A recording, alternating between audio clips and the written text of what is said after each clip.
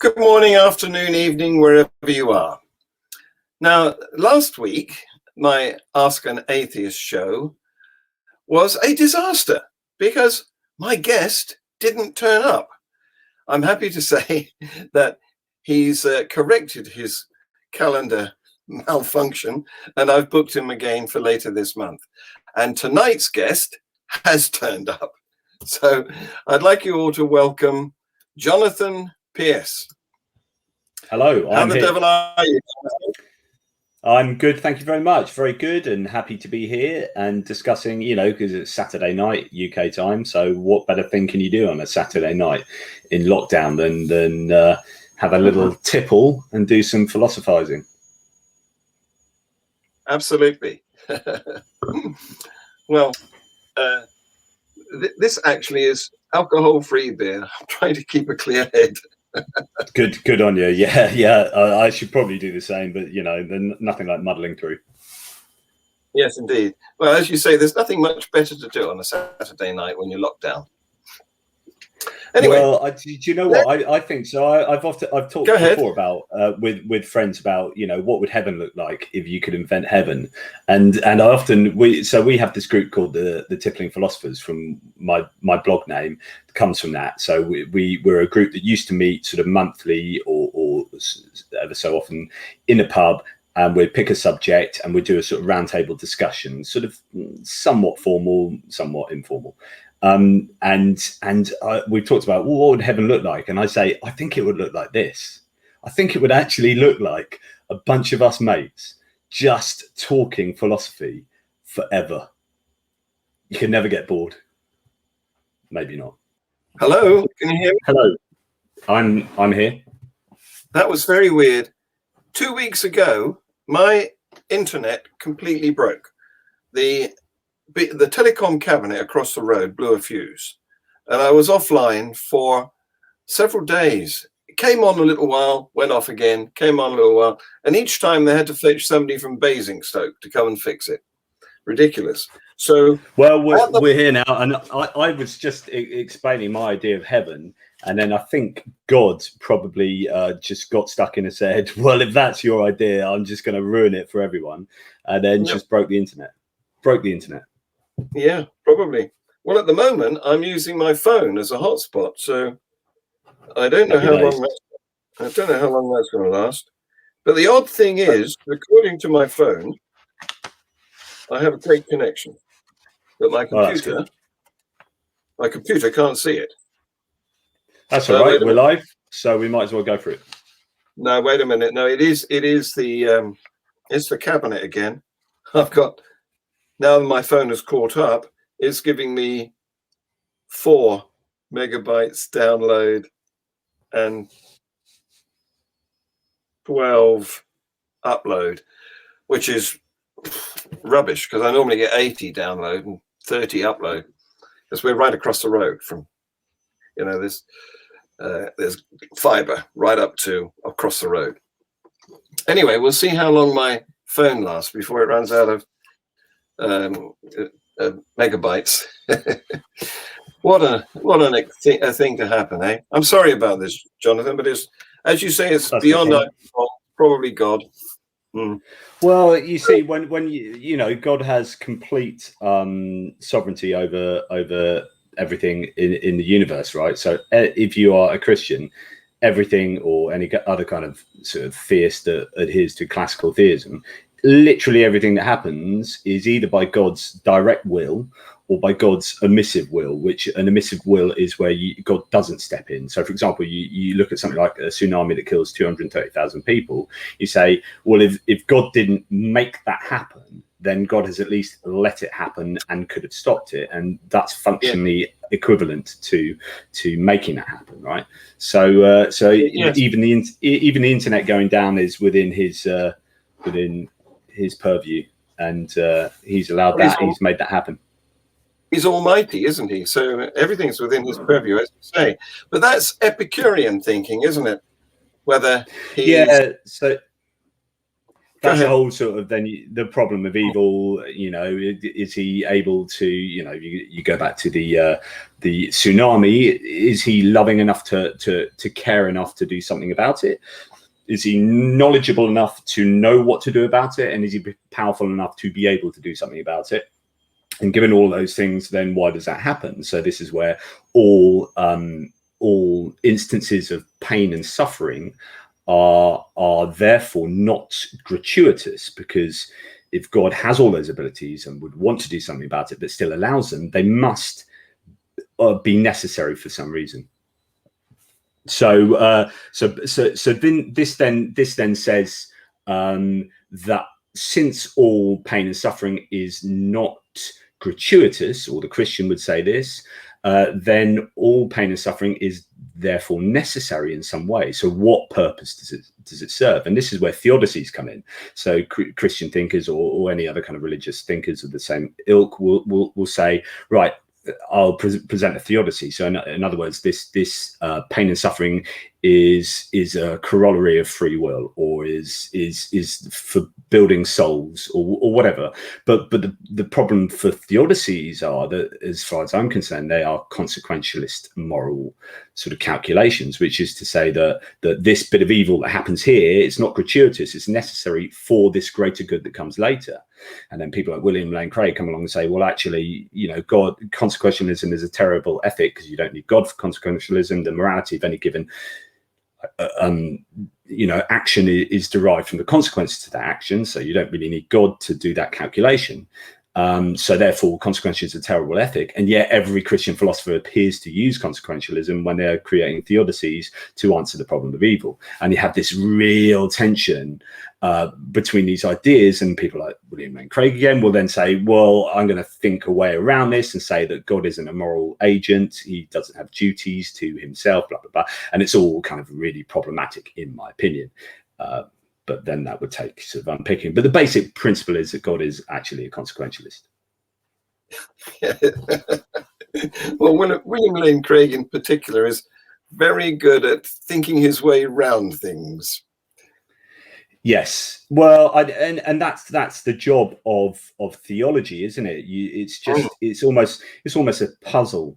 It's where and when you have to hold on to this is where motivated reasoning is so important to understand, because when you look at Christian thinkers, you know that they are motivated to think this way because actually, in the case of William Lane Craig, he's got a whole business empire set up around it. He's invested his entire life into it, and so therefore there is absolutely no way he can deny that God exists, or that Jesus, was resurrected. All these things he absolutely has to adhere to.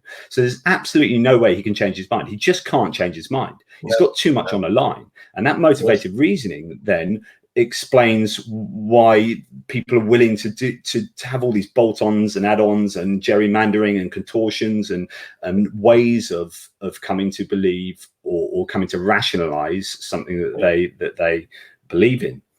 Rather than building upwards from a really solid foundation, they are starting with the Bible and the truth of the Bible and then building back. Yes. Well, one of the apologists that I debated a couple of times, Jonathan McClatchy, I don't know whether you've heard of him. He picked up on something that he saw on the Atheist Experience today. He said, because they mentioned that there might be some mythology around Jesus and the question whether or not he may have existed. And so this amused Jonathan, who expressed his amazement that the viewers of Atheist Experience could have got it so wrong as to cast doubt on Jesus's existence. And yet, by the same token, he would no doubt believe that every other religious claim in the existence of humanity is mythological.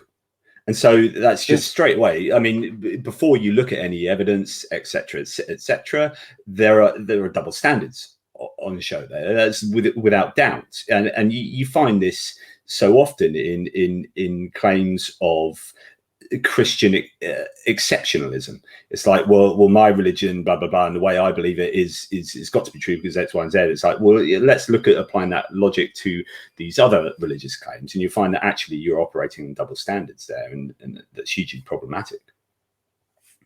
So where are you on the mythicism scale? Are you a hard mythicist or a soft mythicist, or do you accept that the likelihood is that there was a carpenter called Jesus? I am largely ambivalent, and by that I mean it doesn't really make any difference. I think on balance I'm a historicist, so I think the best explanation for the beginnings of a movement is that somebody existed, and I think all that we can know from the Gospels is that somebody was Jesus of Nazareth, who was an itinerant preacher, I think, and died in Jerusalem. Was executed in Jerusalem, and I think that's all you can know. And so therefore everything else that you read in the Gospels is legendary embellishment, and therefore it is mythological overlay, and you cannot know anything really useful about Jesus from reading the Gospels to such an extent that the Gospels might as well be myth. So all the claims in the Gospels are essentially mythological. And you can talk about, the people follow it. I can imagine people followed an itinerant preacher. Yeah. Preacher did what they thought were pretty amazing stuff. He was just like any other itinerant preacher, Simon Bar Kokhba or modern, David Koresh or whatever. These cult leaders that are very charismatic and generate a following who absolutely believe this guy is the guy. They had messianic beliefs about Jesus, and then Jesus went and died.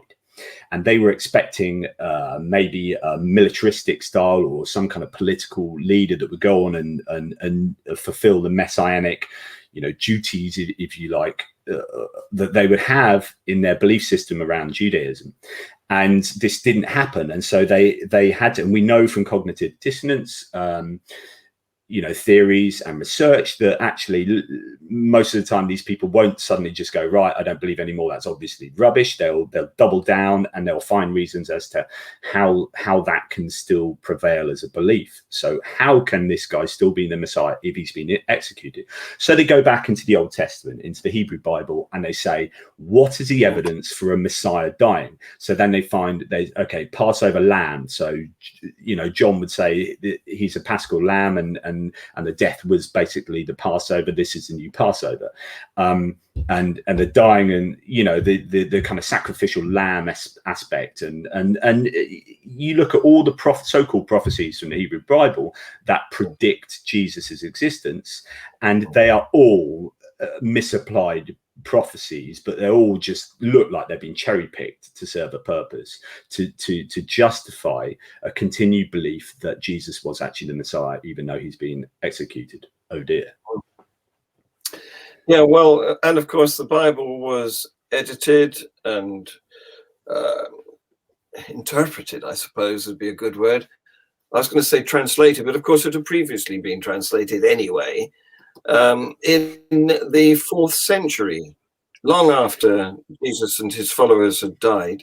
And that was a wonderful opportunity, surely, to make predictions or prophecies come true. Well, the whole process of constructing the Bible, there's so many problems. First of all, you got Paul, who was the earliest written source of Jesus, not having. So Paul uses loads of Hebrew Bible quotations, Old Testament quotations, uses virtually no Jesus quotations. So why is that? Why, if you're trying to preach to sending out epistles and being persuasive to your flock, if you like, why would you not use the person you're talking about? Well, it's because those things didn't really exist then. Those sayings weren't really around. They were later developed. So Paul is using the Hebrew Bible to defend this idea about Jesus, but he's largely silent on Jesus. You have very few facts, and throughout those epistles you would expect something, and that's where absence of evidence is evidence of absence, when you would expect evidence.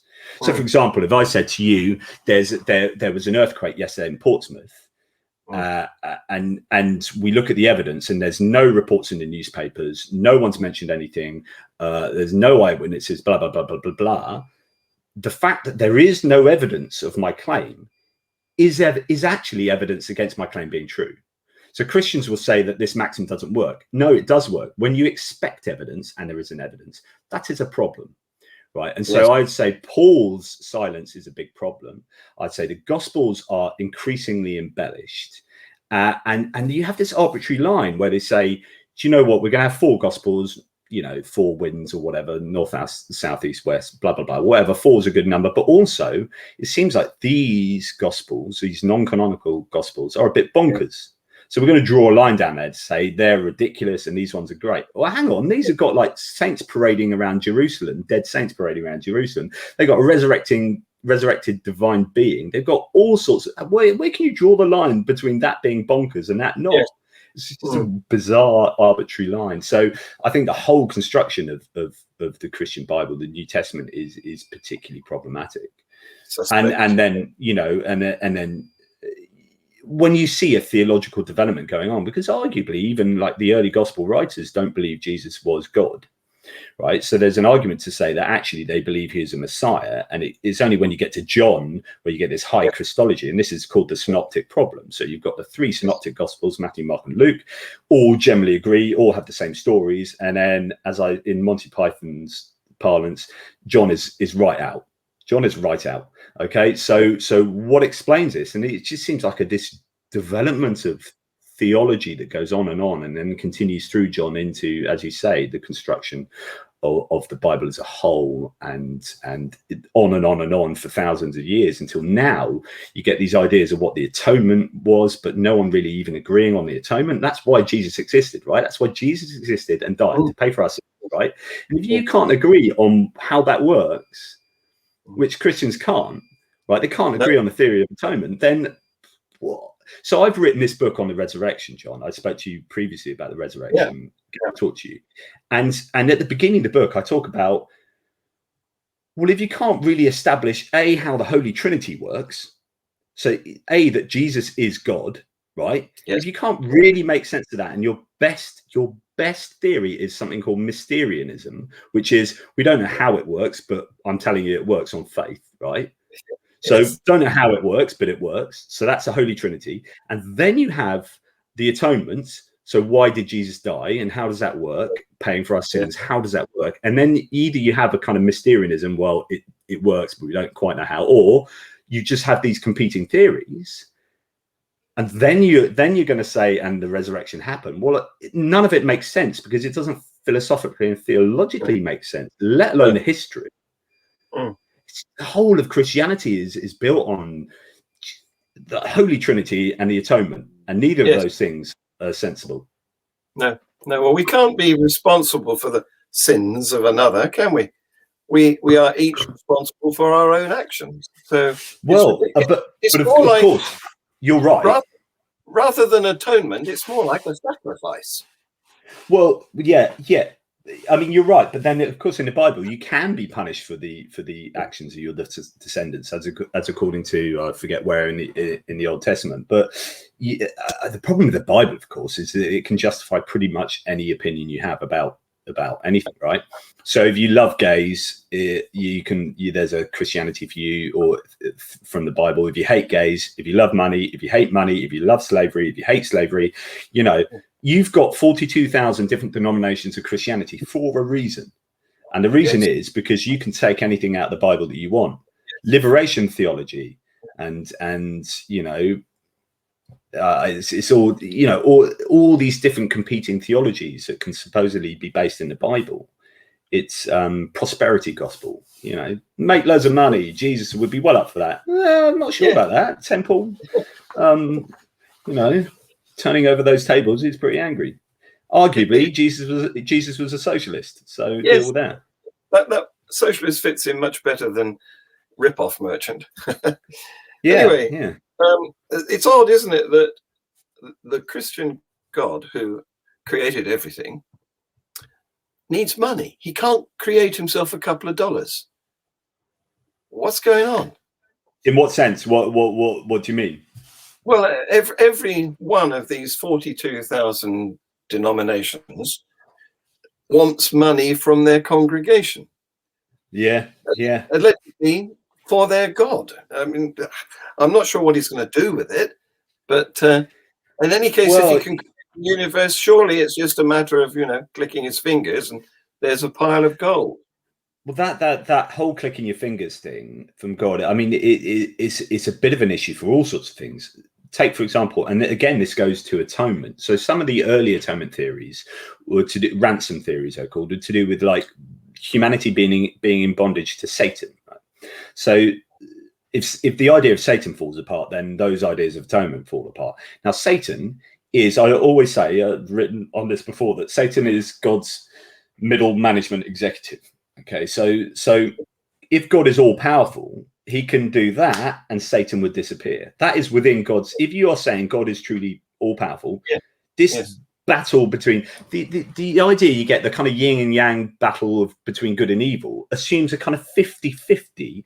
But if you're truly omnipotent, it's like yes.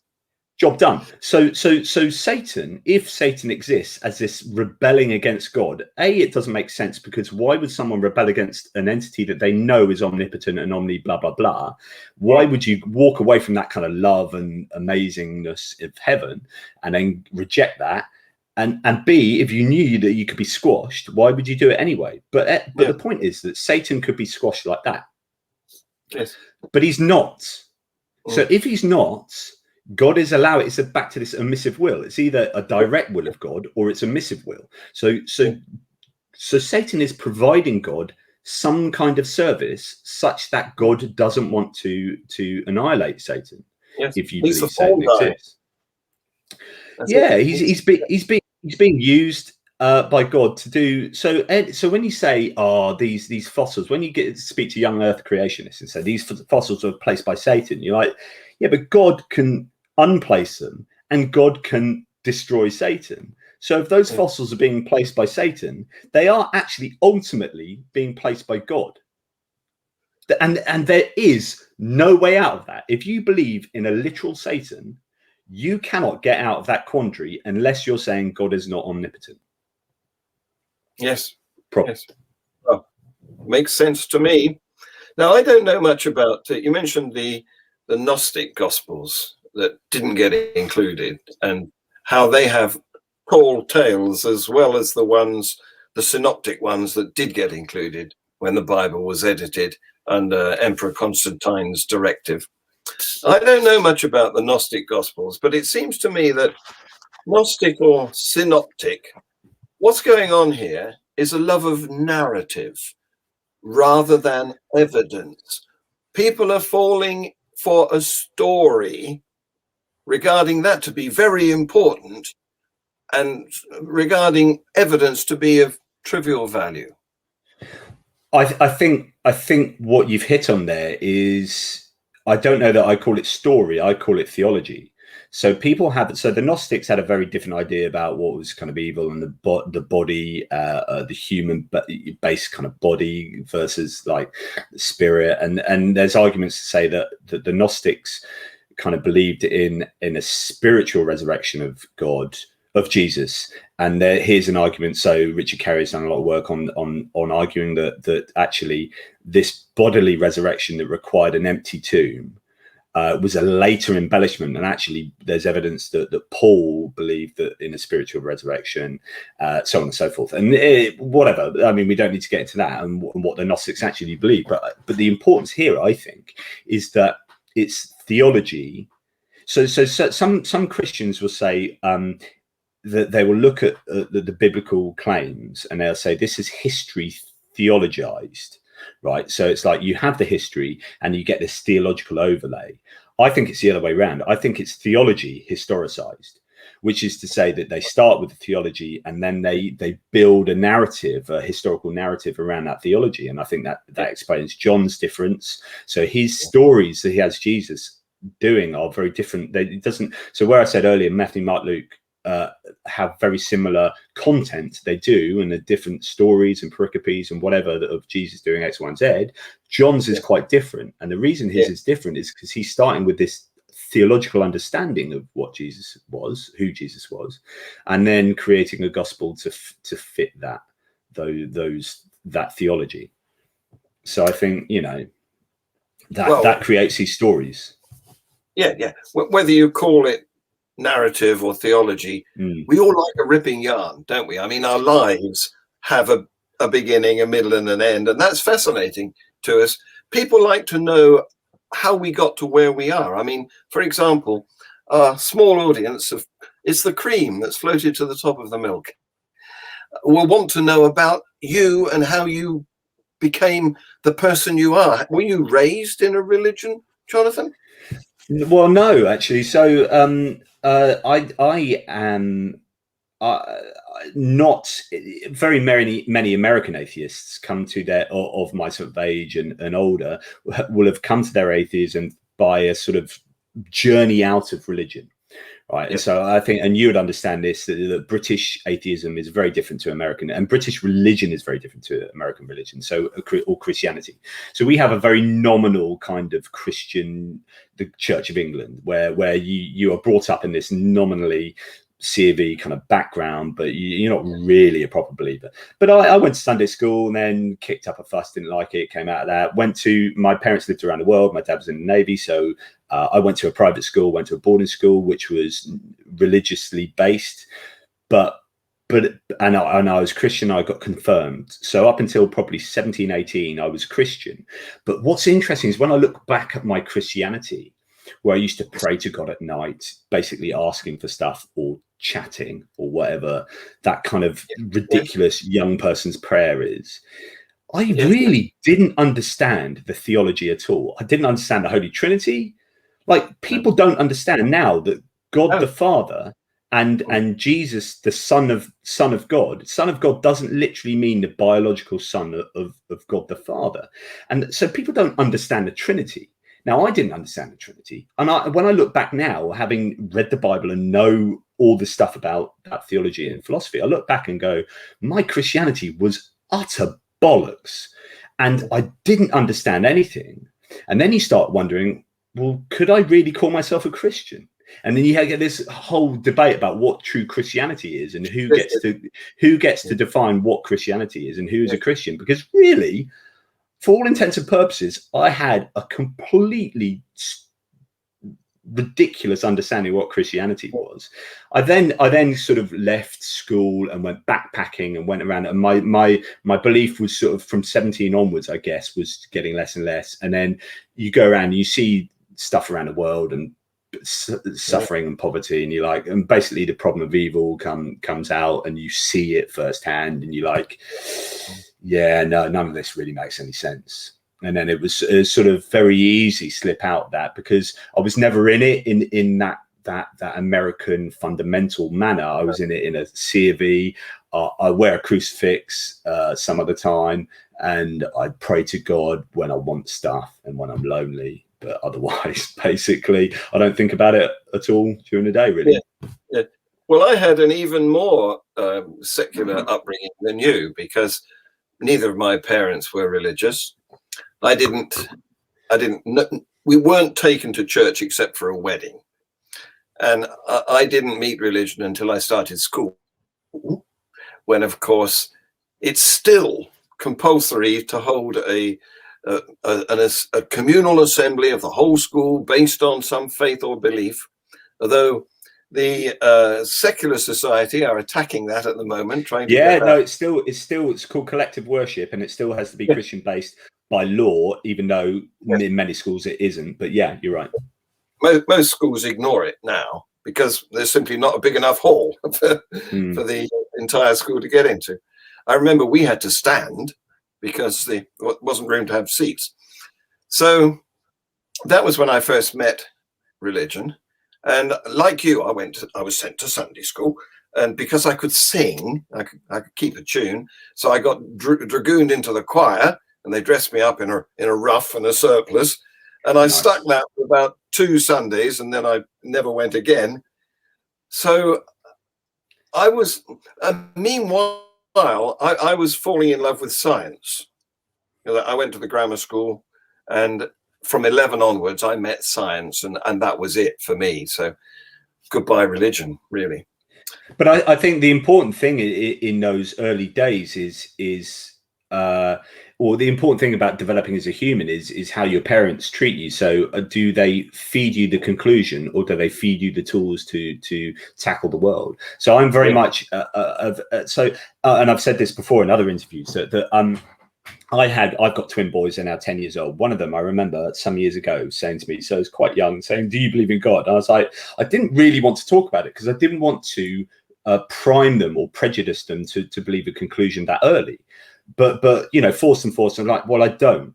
And Oscar said, well, I want to believe what you believe, so I don't believe in God either. And I said, no. Like in my head, I'm like, even though I'm an atheist, no, I can't have that. I can't have you saying that explicitly as well. It's fascinating from a kind of evolutionary psychological point of view. But I can't have you saying, I want to believe this because you believe it and you're my dad.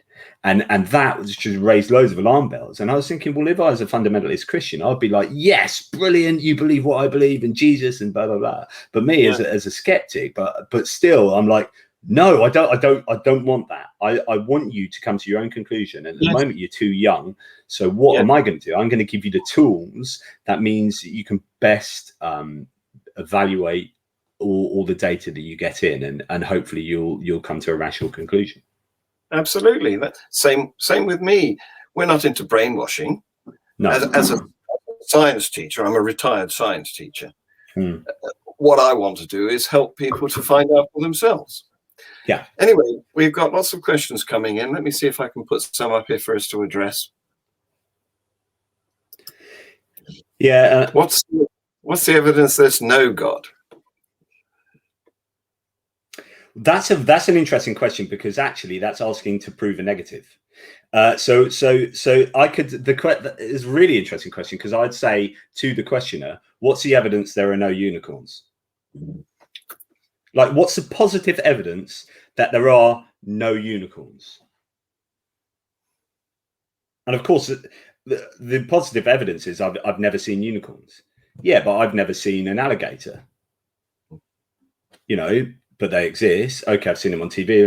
Okay, but have I seen God? You know, so that it's a very difficult question to ask. What's the evidence? I can bring to the table rational evidence, by which I mean arguments against the existence of God. The problem of evil, I think, is particularly thorny, and it means that all suffering has to be necessary. And that I could bring loads of arguments against this classical idea of God, that is all powerful, all loving, and all knowing. The fact that this must be a perfect creation, because God is perfect and wouldn't create imperfectly, and so therefore this is a perfect world in some way. Either we're on a journey to a perfect place, or it's perfect now in some way. Like, how does that explain all that horrible evil, suffering, carnivorousness? Why is there an entire animal sort of system of sustenance and energy that's based on the death and pain and death of countless billions of other animals? You know, carnivorousness. If I designed a world, I wouldn't design carnivorousness. Right, I design all animals to be to operate on photosynthesis, for example. So I can. There are loads and loads of philosophical arguments I will throw, and then it's a case of looking at all the evidence for each of these religions. And because of the Christocentrism of Britain and America, I deal a lot with Christianity, and I look at the Bible and unpick the resurrection and nativity, blah blah blah, and show that that's all nonsense. As are all the other religions. You as a Christian believe all the other religions are nonsense. Are you applying double standards? It looks like you are. Here's how you're applying double standards, blah, blah, blah, blah, blah, blah. Therefore, your claims are incorrect. Can I categorically say there's no God? No, I can't. The only thing I can indubitably say is that I exist. Other than that, everything else is a probability. Then it's just, right, okay, it's a non-zero chance of God existing, but it's pretty damned small for all the reasons and many more that I've given. But evidence for a negative is difficult. Yeah. So more cowbell. Jonathan isn't actually claiming there's no God. He's saying it's unlikely that there's a God. Highly improbable. Yeah, And I highly. answer that in a similar but different way, because I say that it's not possible to disprove the claim that there is a God simply because the universe is too big to search and eliminate the possibility that there might be a creator deity lurking somewhere in it. And worse than that, the supporters of the God concept claim that he's actually outside the cosmos, wherever that is. So it's not possible to disprove their claim. Yeah.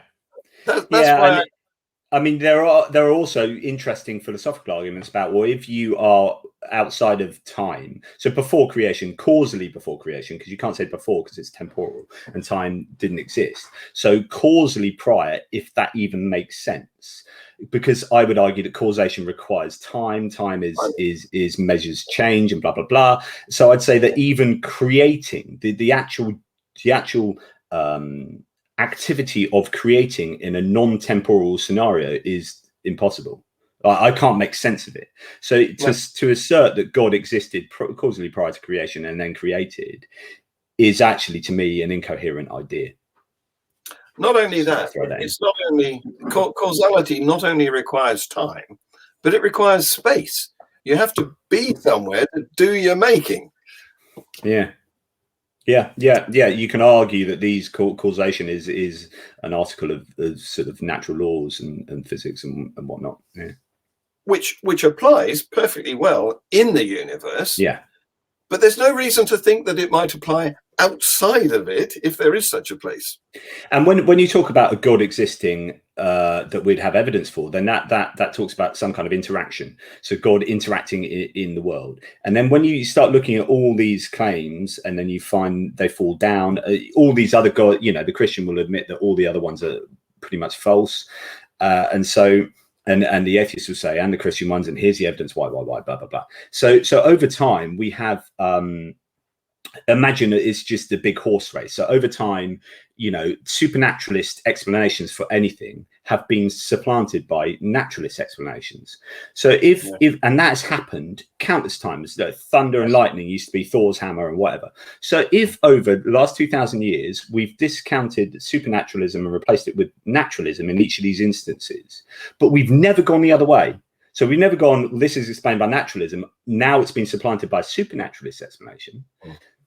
Why would you bet against a horse that has won literally 10,000 races and never lost a race to like explain the next thing? Maybe it's consciousness, or maybe it's the beginning of the universe, or whatever. I think on probability, the likelihood is, without looking at the evidence, the probability is going to be that naturalism explains it because it's explained everything else. Yes, absolutely. There's no argument with that. Now, this person called One Way says, so you chose the label atheist, which is the denial of God, but you aren't an atheist, you're just unconvinced. How are you going to answer that? No, I'm an agnostic atheist. And so if I'm being pernickety and someone says, well, what's your belief system? Well, not even belief system. What's your, label concerning God? I would say I'm an agnostic atheist, in the sense that I'm agnostic about everything other than I exist, in a Cartesian sense, which is to say that what can we know 100%, indubitably, without any doubt at all? And there's only one thing: cogito ergo sum, I think, therefore I am. Something that is me as a thinking entity exists. In order to doubt that I exist, I have to exist, whatever I is, and we won't get into that now. But that's the only thing I know 100%. Everything else is a probability, including the God argument. So that's why I say I'm an agnostic atheist. But if my daily life is entirely atheistic, so I go through the day not assuming God exists because I don't believe God exists. My belief, in the same way that I don't know 100% that the sun will rise tomorrow, that we'll continue our orbit around the sun. But I'm fairly convinced, I believe we will. I really do believe that we will continue our orbit. But I can't, this is kind of related to Hume and induction and all sorts of things. I can't know 100%, but the probability is well in my favor that that the sun will rise tomorrow, and it's the same with God. I'm really convinced that God doesn't exist, and I act as if I'm a 100% atheist, but I'm a 99.999999999% atheist. Yes. Well, there is no certainty. People need to get used to that. So I don't think that atheist actually means denial of God. I mean, if you take it back to its etymology, it means without belief rather than. Oh, I might have to disagree with you here, John. Okay, go ahead. Well, so there's a difference. So the label of atheism is interesting, and you're not wrong, but you're not right, because it just depends how you use a label. So there's something called weak atheism or negative atheism, which is this belief that atheism is a lack of belief. Okay, so it's just that I lack a belief in God. And that can kind of explain a baby being born an atheist. I would say a baby isn't born an atheist. A baby is born agnostic. It just doesn't know enough. It can't commit to either proposition. So I believe in strong or positive atheism, which is a belief in a proposition that God does not exist, or God exists. So I say, here's the proposition, and it's a positive statement that God doesn't exist. And the reason I believe this is a better explanation or better definition of the word is that I spend a lot of my day banging on online, arguing to toss, and writing books and articles that God doesn't exist. It's not really a lack of belief. Do you see my meaning? Like, and I think atheists don't like saying that atheism is a belief, so they retreat to this. It's a lack of belief. And I think that's to get away from seeing atheism as a religion. I'm like, oh, it's a load of rubbish. Basically, it's just an adherence to a proposition. It's a belief in a proposition that God does not exist. Okay, well, as you say, we're going to disagree a little bit there. I'm wary of the way other people attach meaning to the word atheist. I don't like what they consider an atheist to be, which is, purposeless, immoral, God-hating. I don't want to associate myself with that. I know it's their perception, but that's a label that I do not want put on me. And that the problem is that the label tells you nothing. It tells you about whether you believe in God or not, but that's it. So atheism, when you have often, religious people decrying, exactly as you say, atheists for being X, Y, and Z, it's like, no, actually his atheism or her atheism doesn't say that.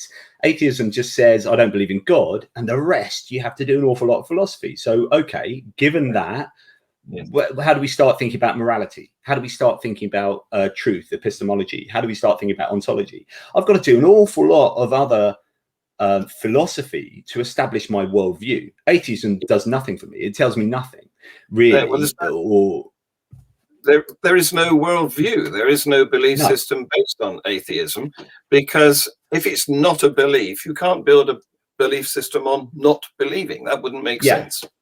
I think humanism is a much better label to do the job of explaining to someone positively what you are. And I think probably humanism needs to be put out there as a label far more often by the media, by people. I think there's a really big job for like the American Humanist Association and Humanist UK to really make the worldview visible, to say we don't believe in God, but this is what we do believe in. Yes.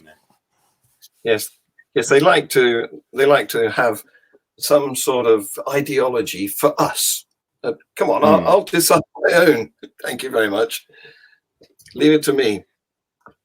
Yeah. So, and I don't know whether you've come into contact with what's his name, Alessandro de Grasso. He is an anti-evolutionist. He doesn't believe in it.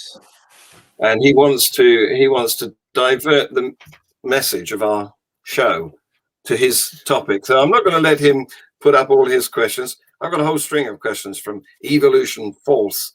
And maybe we could do that on another day. But this is Ask an Atheist. This isn't Bash Evolution. But I do want to say that when theists attempt to support their belief, they don't do it by coming up with evidence, very often what they try to do is rubbish science and expect that to be their foundation.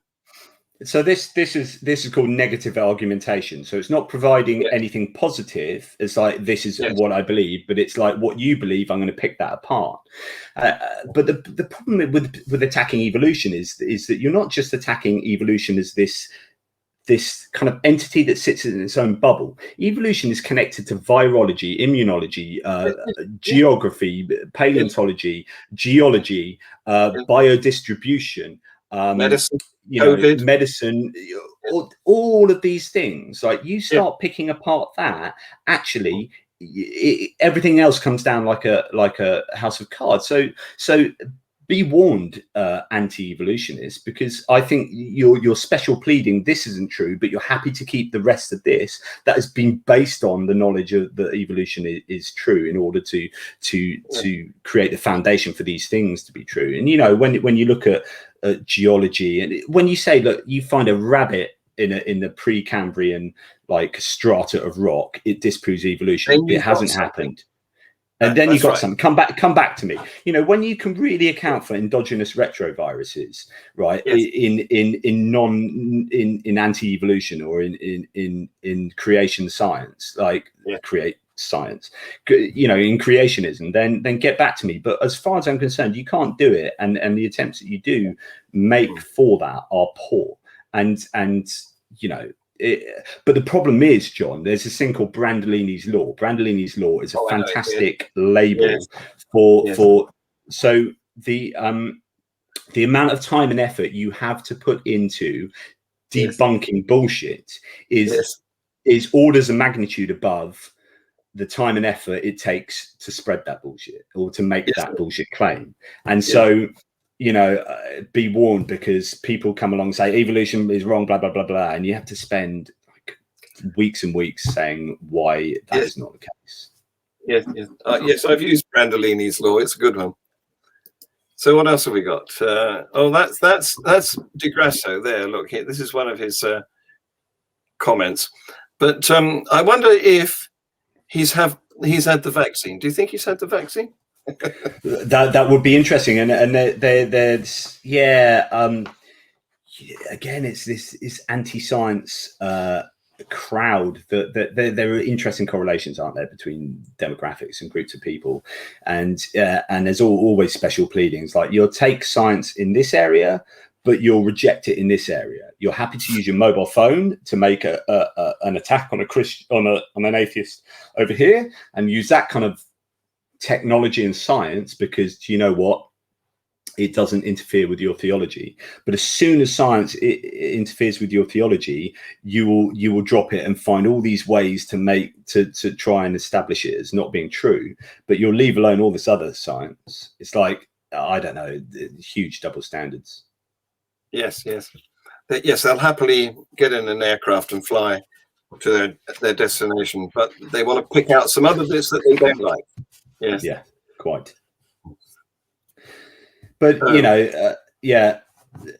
evolution is one of those debates that goes on and on and on, and quite often people who attack it are not evolutionary or don't have the requisite expertise in the area. And I'm not saying I do, but you know what, I will defer to the people who do. And it's a bit like climate science denialists. It's like, how about we defer here to the experts, and if the overwhelming majority of experts believe it to be true, based on empirical peer-reviewed evidence, then I'm going to go with them. Well, I'm a biology teacher, ex-biology teacher, and I'll have a go with these anti-evolutionists, because I can bring up some decent points to refute them. But this isn't the purpose of this show. So we mentioned, you were talking about how they start with the narrative.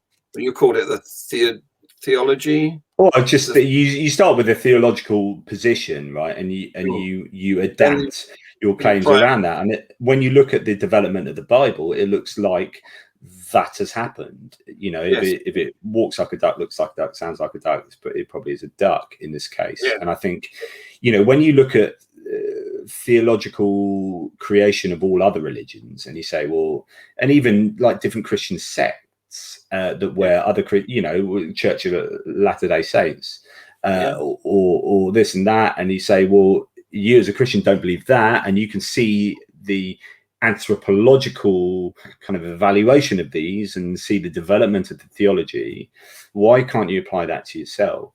Yes. And I guess like this with certain stories, and I'd put the resurrection partly in on this, but things like Noah's Ark and Noah's flood, I have a belief, and it doesn't apply to everyone because certain people come to a belief later in life. But for many people who are Christian from childhood, you are born and brought up with Noah's Ark, right? So you have this idea that it rained, flood everywhere. Animals came onto the ark, and you even got songs about it, 2 by 2, hurrah, hurrah, hurrah, hurrah. And you have these songs, and it's part of your cultural baggage, your cultural narrative, as well as being very much a religious narrative. And what happens is you're born and brought up with these stories. And then you are taught to critically analyze evidence as maybe a teenager or as an older child or whatever, or as an adult. But those things have already bypassed your veto, and they are in your mind as a belief, as a solid belief. And you use these newfound skills of evaluating what is improbable from what is probable, plausible from implausible, and you apply them to all these other religions that then start coming your way, and you say, well, that's rubbish, that miracle's rubbish in Islam, that's rubbish, but you don't apply it to your own ones that are already sat inside, that have become culturally embedded. And so when the question, why do normal people believe ridiculous things, there's so many reasons why Noah's Ark is complete nonsense. There's not enough water on the earth, not enough water molecules. The earth's crust would implode and crush. You can't get like koalas across all these obvious things. You can't feed that amount.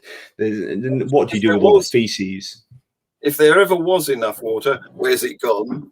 Yeah, exactly.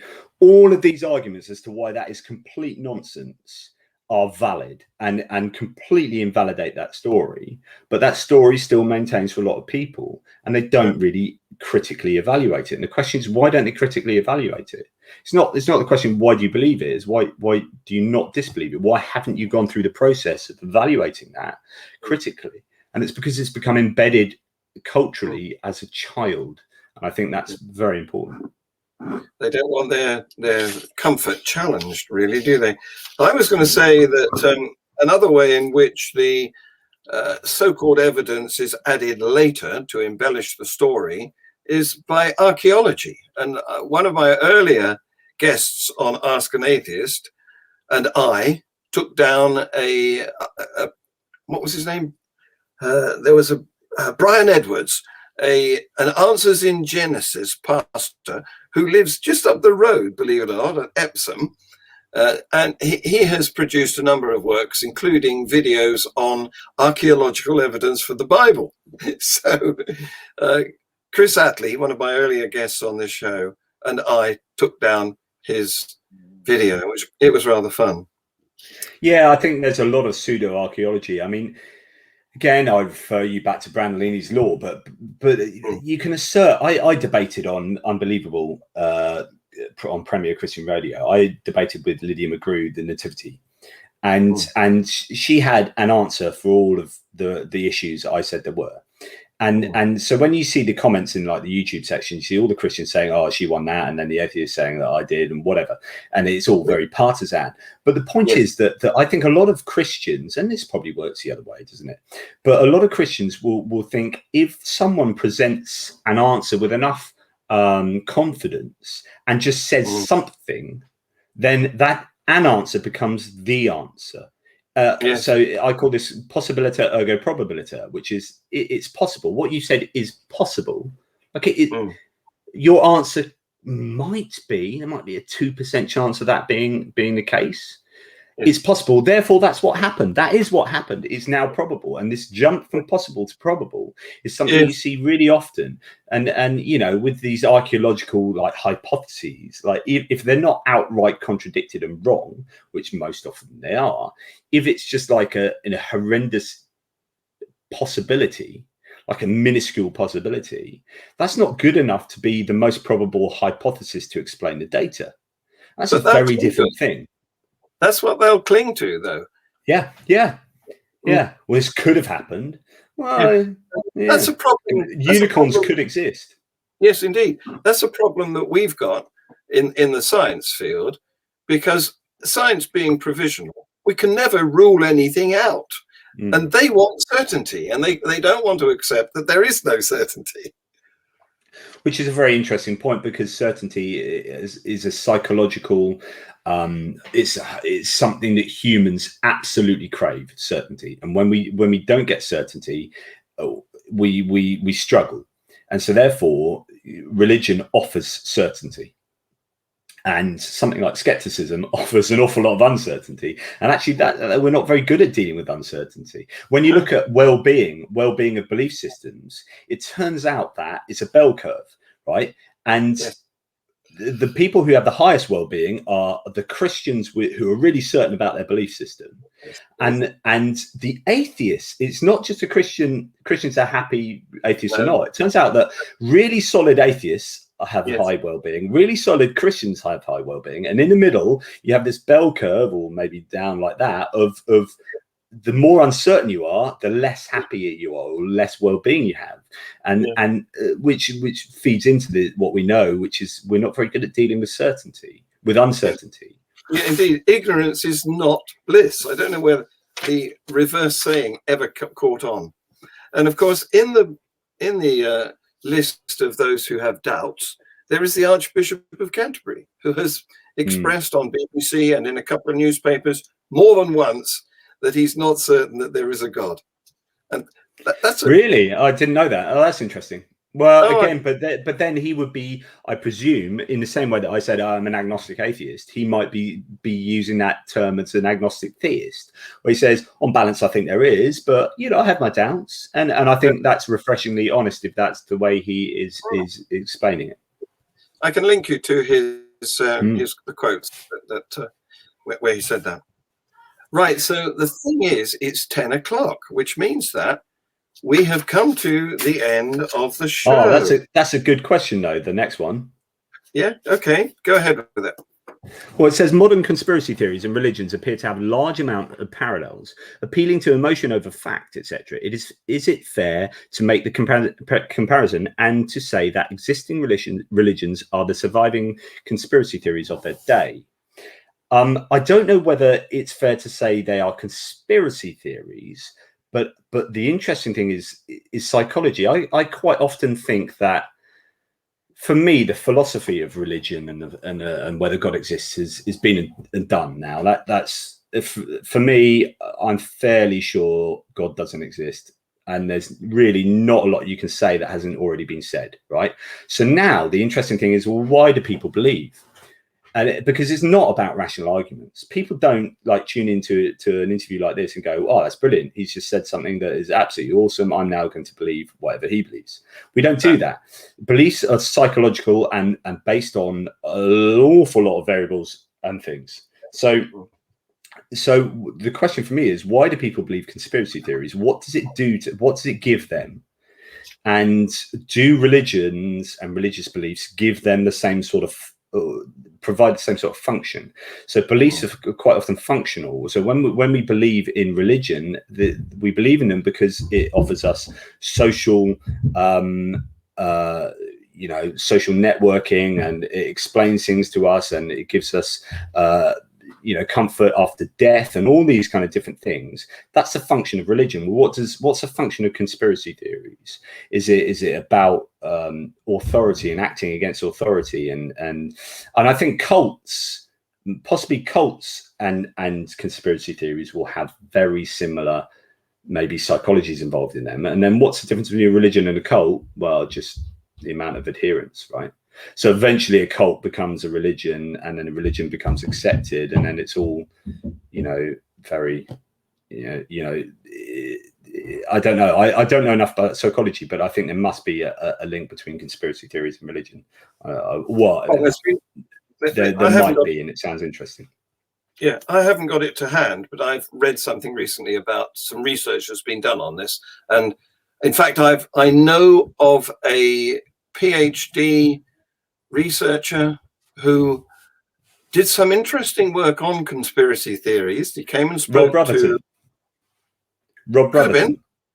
Yeah, he used to do the skeptic circuit. Yeah, he came and spoke to Chichester skeptics one night when I was there, and I actually asked the question. Yeah, I actually asked the question. I wonder if he's still available. I actually asked the question. He moved to America. Did he? Oh, right. Whether he saw any parallels between religion and conspiracy theories, and he didn't dismiss the idea at all. Well, one of the things he did say was that if you believe in one conspiracy theory, you're more likely to believe in all of them or many more. And it's very interesting. I gave a talk once in Bournemouth, and in the Q&A session, I had a bit of a ding-dong with a guy who was a creationist. But it turned out, as we got further and further into kind of debating with each other, he was a young Earth creationist who was a flat earther, who was a moon landing, like blah, blah, blah, blah. He basically, the whole gamut of conspiracy theories, plus climate change denier, plus hardcore fundamental religion. Yeah. He just had the lot. He's like, I'm in for a penny, in for a pound. Got them all. Got all the badges.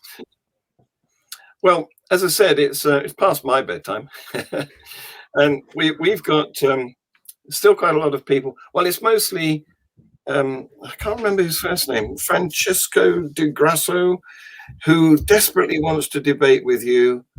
And he's asking if you will engage with him in the comments under this video.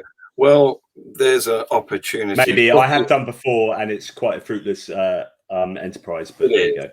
Yeah, I've engaged him a lot too, and he is a hard nut to crack. Fact. You know, it's motivated reasoning again. It's back to what we talked about right at the beginning of this, which is when you've got that much to lose in not believing, then you will do anything to believe.